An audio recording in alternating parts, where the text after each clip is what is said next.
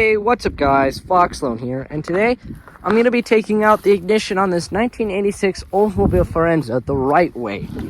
Which means we have to take the whole steering wheel off and pull the steering wheel to get this GM ignition out. The things to know is you will need some special tools if you have them. For example, steering wheel puller, and there's another special tool, I don't know what it's called, but it presses against this thing where that kind of locks the steering wheel to where you can get a special clip out, and you'll see that later in the video. Another thing to know about is these older GM vehicles, like the ones in the 80s, they usually have all the same ignitions. For example, that Chevy Citation over there is basically the exact same as this ignition over here and how to take it apart. Same with that Cavalier over there. The Oldsmobile Firenze and the Cavalier are actually like based off the same body style, I'm pretty sure. Anyways, let's get started. So the first thing you have to do is just some bolts behind the steering wheel, one there, and one on the other side. And you just have to take those out to get this off. So let's do that. So I got all the bolts out. Let's remove this. And be careful of this little black clip because that hooks into there. Next, you just have to gently pull out this wire, which is to your horn. You got that wire unhooked. This will come all the way off. Now you're left with this. Next thing you want to get is this little clip right here, which is pretty hard to get. The way I get it off is either some pair of pliers and like kind of stretch that out. They do make a tool to get this off, but I don't have it. So either have some pliers to stretch that out or something like that, or flathead screwdrivers. Just make sure not to damage it because it is useful and it holds this nut on. The way I do it, for example, is I have some pliers. And I already kind of got it off, but you just pull this, and then you pull it kind of sideways, and then it comes off. Next, we got to get this bolt off. Okay, so we got the bolt off. Pretty simple. Just loosen it up, and then next, you're going to have to install your steering wheel puller. Now, if you don't have a steering wheel puller, the best way I could think of is just to yank it off, but that's extremely hard and difficult. So, get yourself a steering wheel puller. You can find them online or just random places. So how they work is you put it, for example, this one, it puts on the center, and then two bolts go in one side into that, other bolt goes into that side, and then you tighten this up, and that will bring out the steering wheel. So let's get it on there. This is about what it should look like. As you can see, have that bolted in there and into there. Make sure to bolt it in pretty far so it doesn't pop out. Then you just ratchet that, and these bolts will hold onto the steering wheel, and it'll push off and bring the steering wheel out. So let's do it.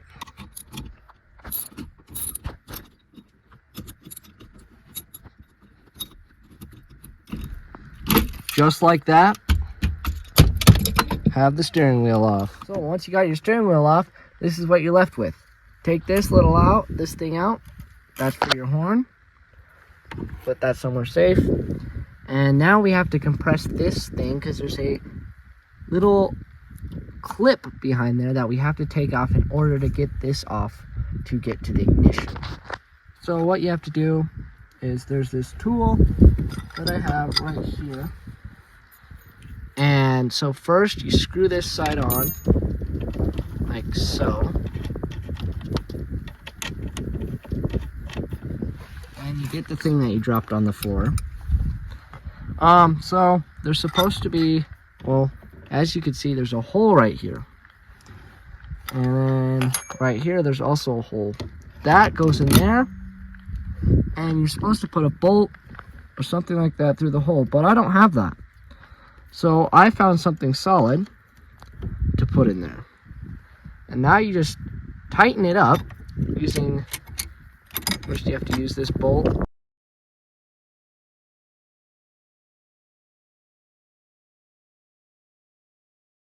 Then you're going to want to get a wrench and tighten that until this compresses. So let's do that.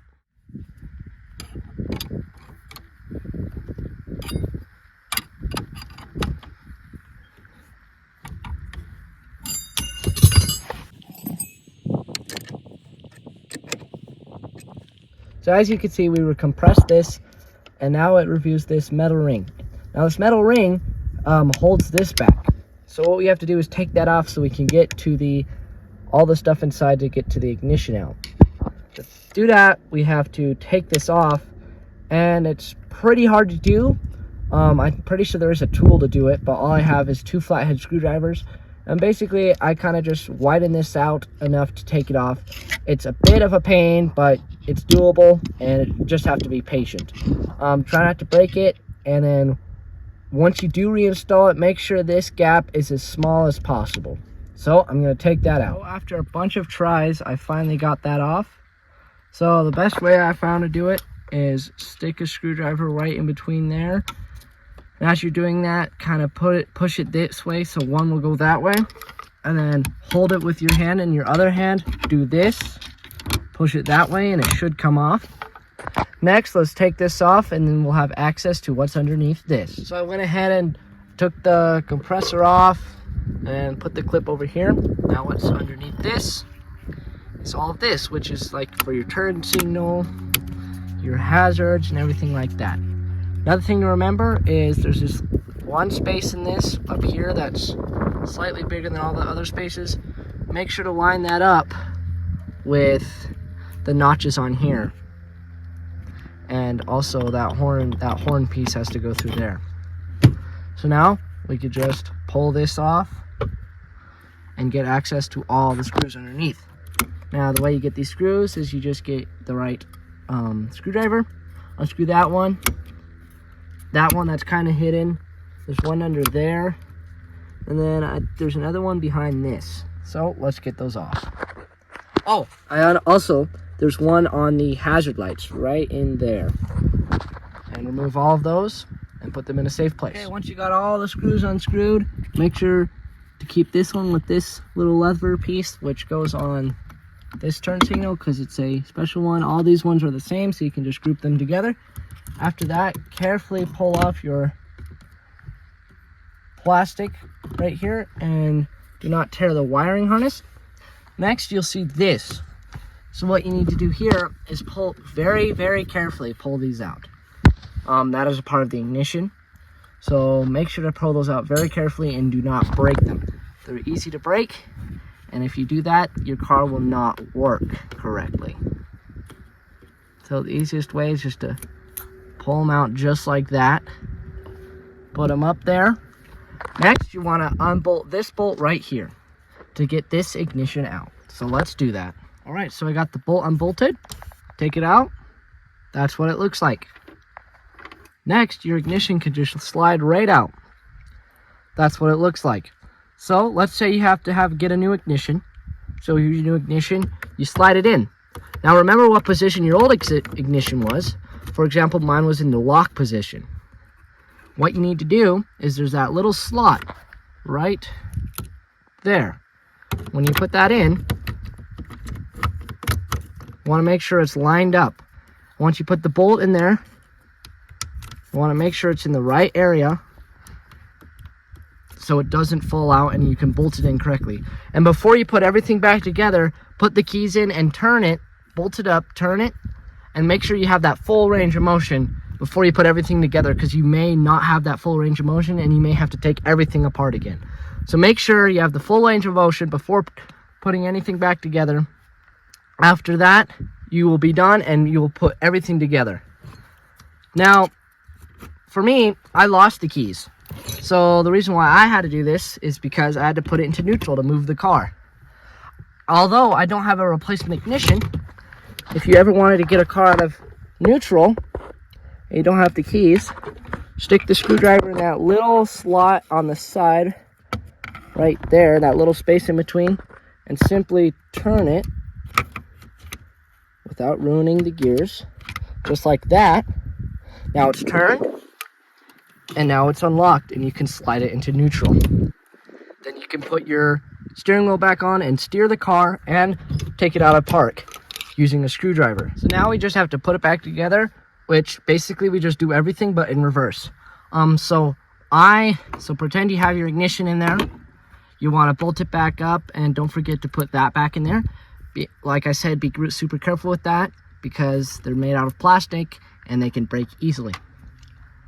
So I'm not putting my ignition back in because I need to take it out of park and be able to steer it, but I need to put the steering wheel back on, and I don't have a replacement ignition right now.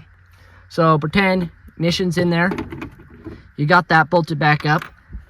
Next, what you'll need to do is you'll need to put this plastic piece back.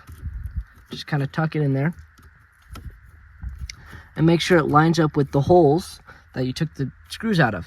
Then you're going to take your screws up here and put them back in. All right, so got all the screws in. Next, you just want to take your little arm and the one screw that goes with it, and it rests on a space right here, that space right there.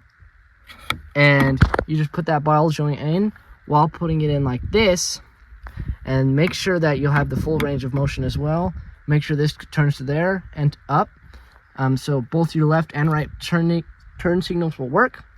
Then you can continue. Next, you're going to put on your plastic piece for your horn, just like that. Then you're going to take the metal disc and make the teeth line up with the slots, and make sure that the bigger slot right there, lines up with this slot.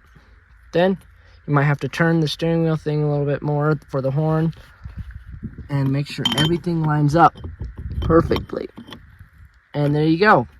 Now, what you need to do next is put on your horn cord, just like that, without breaking it.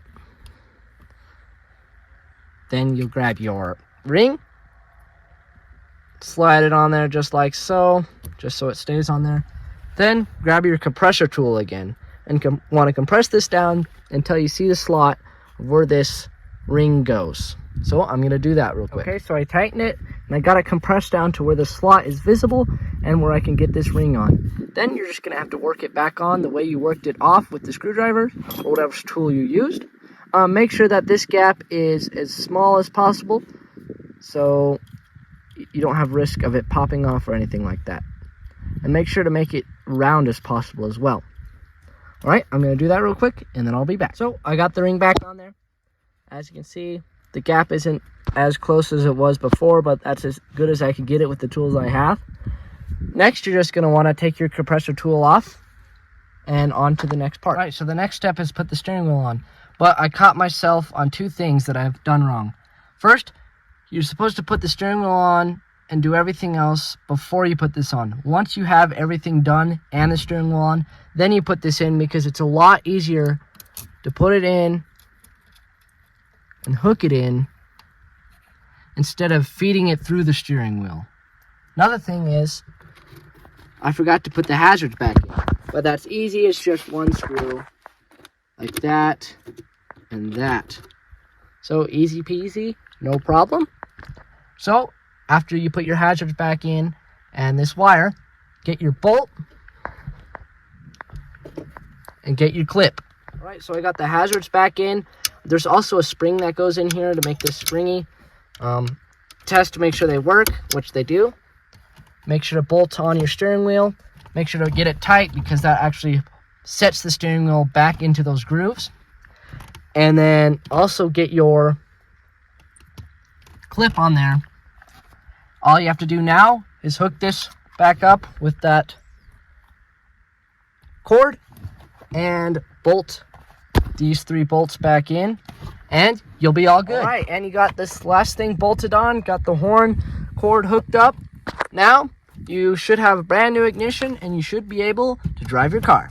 Hope this helped everyone, and have a great day. See you next time. Goodbye.